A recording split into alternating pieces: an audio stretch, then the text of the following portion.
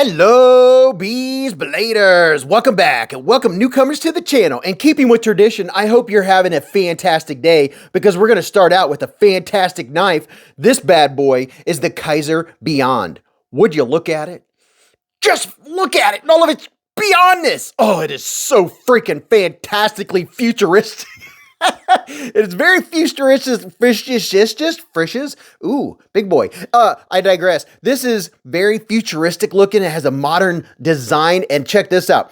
I liked this. I was like, there's something missing over here, and I was like, oh, it doesn't have a frame lock insert, a lock bar insert. Yeah, it does. We'll check it out here in just a second. But this is a pretty nice knife. The top, the jipping right here, it's moderate jipping. It's not quite aggressive, and this is the only way to open this knife. There's no flipper, so you get a really sleek design. You do have a little bit of big jimps along the back spacer back here, and a 3D, kind of a 3D, yeah, I mean, barely 3D. It's a very low profile titanium clip, and it's one-sided. It's not reversible. Are you ready to see this blade?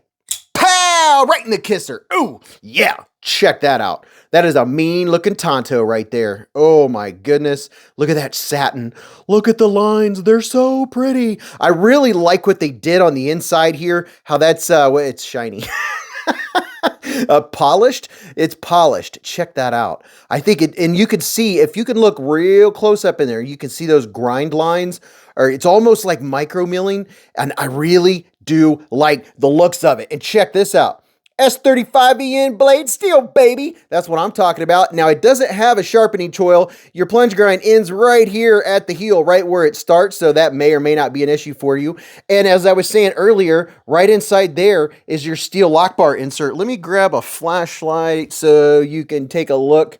And that's too bright. There you go. See on the inside there, there's a steel lock bar insert. That's so you don't get that scratchy lockup. And oh, I'm gonna go ahead and spoil it for you right now. The pass through on this thing is absolute butter. This is how I like my knives. When a knife disengages like this, it automatically gets my attention when it is that utterly smooth. You see there's plenty of room over here. It's easy to get with your finger, and I like what they did here. They chamfered the inside of the frame lock so it's not rough on your thumb, and it's just, oh, it is a joy, an absolute joy to disengage. But you have two ways to open this knife. One is the reverse flick.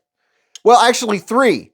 Another is the traditional slow roll, which is how I open my knives a lot of times. If I'm not doing some heavy cutting or getting it out of my pocket real fast, I like to swing and then just enjoy that action. Listen to this.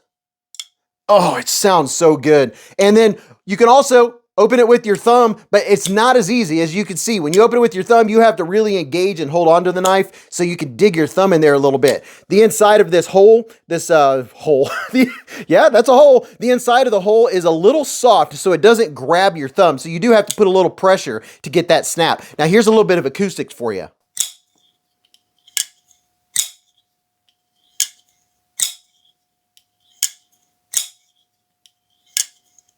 I love the way it sounds. It has kind of that hollow sound to it. Now, you know the size of my hand, 4 inches from here to here, 3.5 from here to here, and from the bottom of my palm to the tip of my middle finger, 7.25. Now, holding it in this fashion right here, giving it the B squeeze in this traditional fashion, it's not too bad. The ergonomics aren't bad at all. I could just kind of find these I can feel these lines right here. You can see that, it's a little sharp, so I can feel it. It's not hateful. Now, when I'm holding it in the traditional sense, when I'm holding it like this, it's pretty darn comfortable. It's not bad at all. The only time I really have kind of a nitpick with the ergos, I can feel these edges. Don't forget, they're not a warm spot, but they're definitely like, hey, how's it going?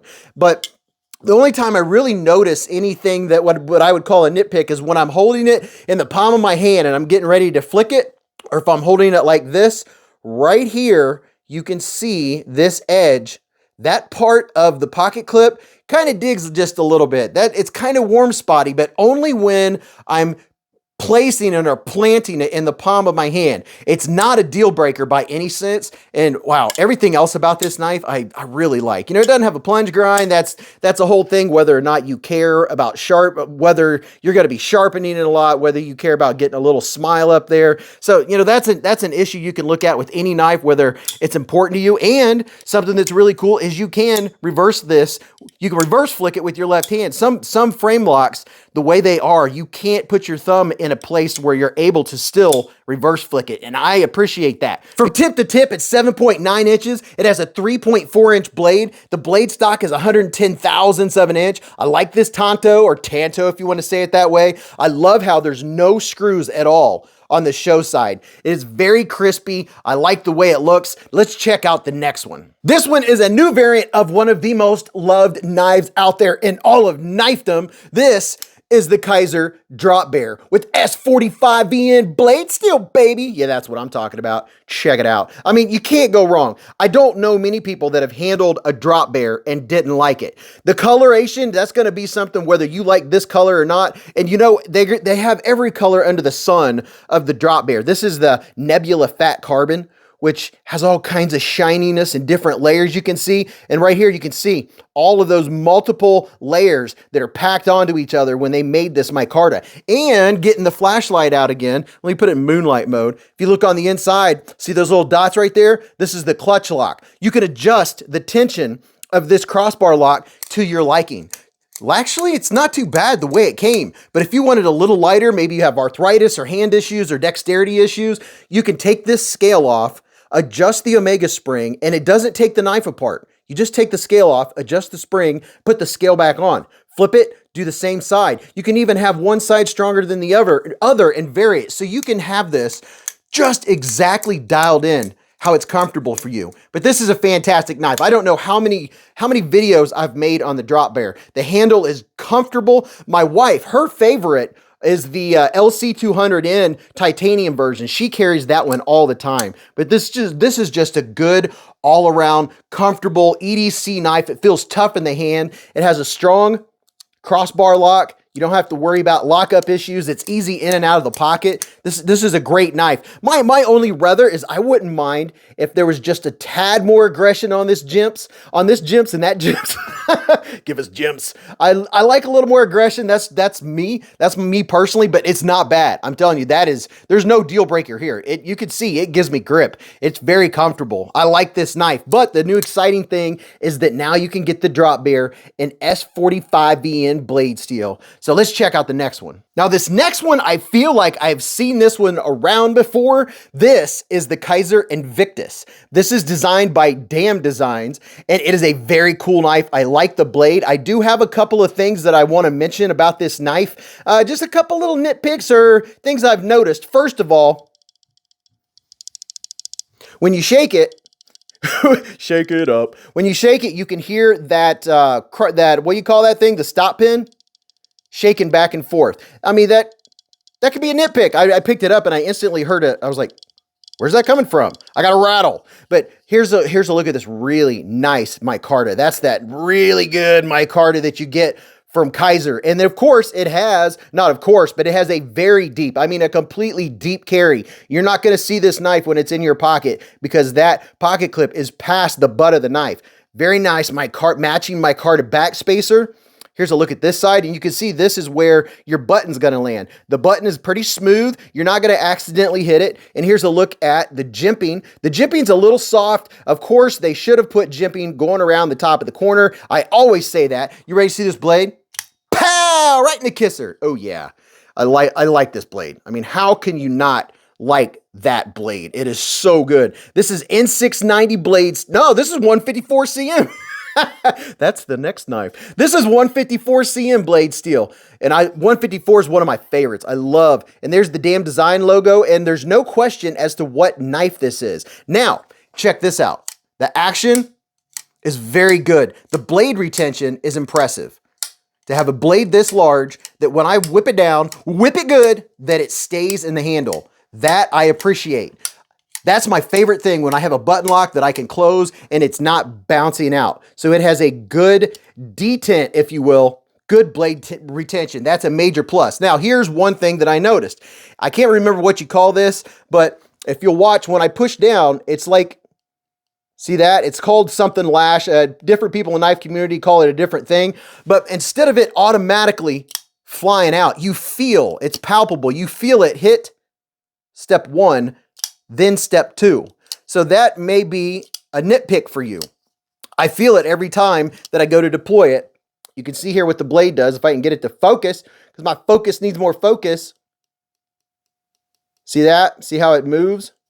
It's not the end of the world, but it is definitely something that you need to be aware of. I would guess that all of them are like this, but it could be just this very one that I have. But besides that, the action is fantastic, and I do get a nice ting.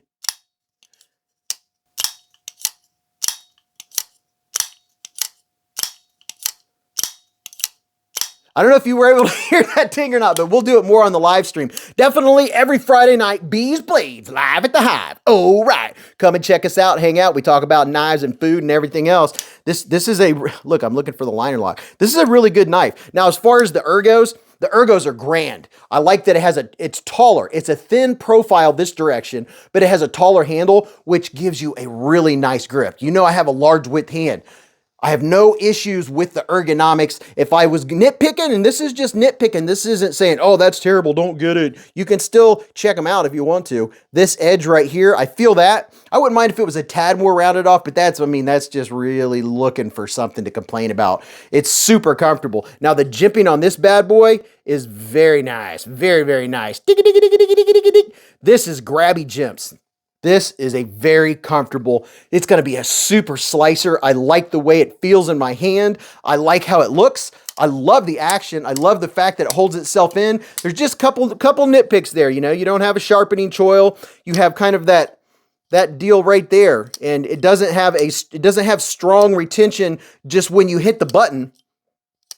But when it comes down, it holds it. So it's a tit for tat. Most button locks aren't going to have that strong a blade retention, and you're going to be able to fail most, but you'd be hard pressed to find many button locks that you can't fail just by pushing down. So, you know, that's just information. That's what this channel's for, right? So you can see what's going on with the knife. And of course, we'll do size comparisons and things like that at the Hive stream. And if you ever have questions about knives that are on the channel, you can always come to the Hive stream, the live stream every Friday night, and you can ask questions, do size comparisons, things like that. Sometimes I'll take a knife apart, but let's get to this last one. Now, this one is a favorite of a lot of Beez Bladers. Every time that this one comes across the channel, people rave about it. Check it out. It comes with a crazy sticker. Kaiser came out with some crazy stickers. And by the way, this came with this awesome pouch too, which is very nice, very, very nice. You can put, you can put some little EDC, you can put 2 or 3 knives in there. It is very cool. Now, what do you see this? This is the newest version, or the newest handles of the Kaiser Justice. Would you look at it? Just look at it. Look at that micarta. It looks so good. It is rather smooth, but it's palpable. You can feel it. It doesn't feel too bad. Back here, you have a glass breaker, very nice looking. I would call that frag before I would call that jimping. Nice frag back spacer. And I do like the so shiny liners of this bad boy. Makes it look very nice. And it has a very cool, very, very cool pocket clip. Now check it out. You ready? Pow! Right in the kisser. That's a full-size blade, baby. This blade is 3.8 inches long. It is not messing around. You're getting up there close to the 4-inch mark.